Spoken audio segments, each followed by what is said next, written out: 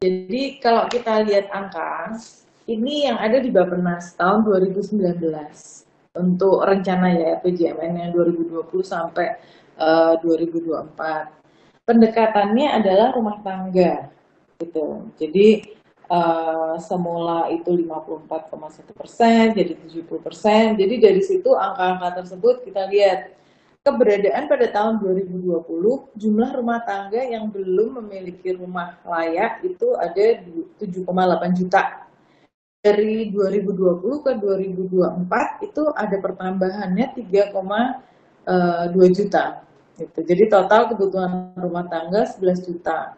Nah ini bisa dilihat adanya 60% itu ada intervensi tidak langsung, jadi lewat tadi tuh ada peran serta kelompok-kelompok lain, terus ada fasilitasi pembiayaan dari lembaga keuangan. Nah 5 juta, kalau yang 40%-nya ini itu intervensi yang langsung, ada pembinaan, penanganan kumuh, dan lain-lain gitu ya, itu ada dari program-program. Ya. Ini saya lagi mikir nih, kalau misalnya kita bicara efektivitas itu gimana? Kita bayangin aja, kemarin tadi kan datanya rumah tangga ya. Misalnya dalam satu lokasi ada 100 rumah.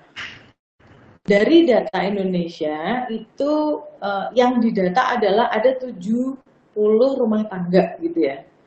Kalau Indonesia memandang ada 70 rumah tangga yang tinggal rumah layak huni, Indonesia akan memandang kalau dukungan penyediaan rumah ini sudah efektif, ya nggak?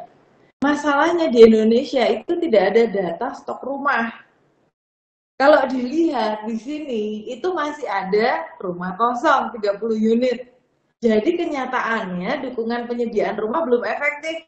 Tadi Pak Widodo bilang, kita itu udah ngasih uang banyak, kok kayaknya apa ini kok masih aja kayak gitu. Nah, saya mengindikasi ini salah satunya dari apa yang ada. Mungkin sedikit cerita ya. Dulu wali kota London itu tuh menang, dia jadi wali kota gara-gara namanya program rumah kosong. Jadi ada kerjasama antara pemilik rumah dengan pemerintah untuk pemeliharaannya, sehingga dia bisa menghemat apa ya keuangannya pemerintah dengan menggunakan baik itu tanah maupun aset si pemilik rumah, gitu ya. Jadi dikerjasamakan. Nah di Indonesia banyak sekali, terutama nanti 2045 itu trennya ya, jangan sampai 2045. Sekarang aja udah sewa gitu, orang tuh udah domisilinya di Bandung, tapi kerjanya di Jakarta. Ada berapa banyak? Jadi selama hari Senin sampai Jumat dia kosong, atau dia tadinya penghuninya untuk 5 orang, tapi penghuninya pada Senin sampai Jumat penghuninya hanya 2 orang. Di Indonesia banyak sekali terjadi seperti itu. Belum yang kerjanya bepergian gitu ya. Itu juga. Jadi itu juga salah satu tantangan untuk kita mau mengefektifkan program hunian gitu ya. Ya, selanjutnya. Nah, ini evaluasi kami ngelihat tentang apa intervensinya pemerintah. Di luar sana itu kebanyakan BSPS ya, tanah kosong, ya kan? Rusunawa, Rusunami, BP2BT, PSU, FLPP, kebanyakan awal itu rumah kosong gitu ya, tanah kosong udah ada.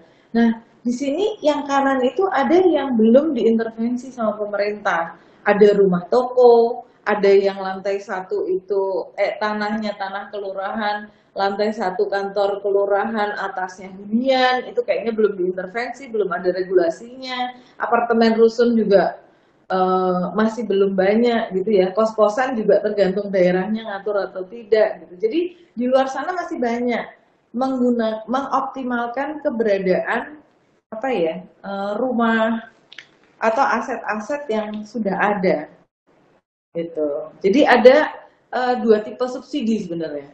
Yang pertama itu subsidi yang melekat pada barang. Itu yang dikenal di Indonesia, makanya ada rusunawa, ada rumah tidak layak huni gitu ya, rumahnya harus milik gitu. Tapi ada subsidi yang melekat sama orang. Itu seperti BPJS, kemanapun rumah sakit kita pergi, dia akan ikut sama dia. gitu ya subsidinya. Tadi yang mungkin dikenal sama apa dibicarakan sebelumnya itu gitu. Jadi kalau misalnya dia pindah ke suatu dia mahasiswa atau penghuni di kota A, dia pindah ke kota B, dia jual aset yang di kota A ke pemerintah, terus dia dapat aset beli aset di kota B. Nah, selisih yang dibiayai pemerintah itu bentuknya voucher, jadi dia bisa mengurangi bebannya hunian di kota yang B tempat dia pindah. Itu belum ada di Indonesia.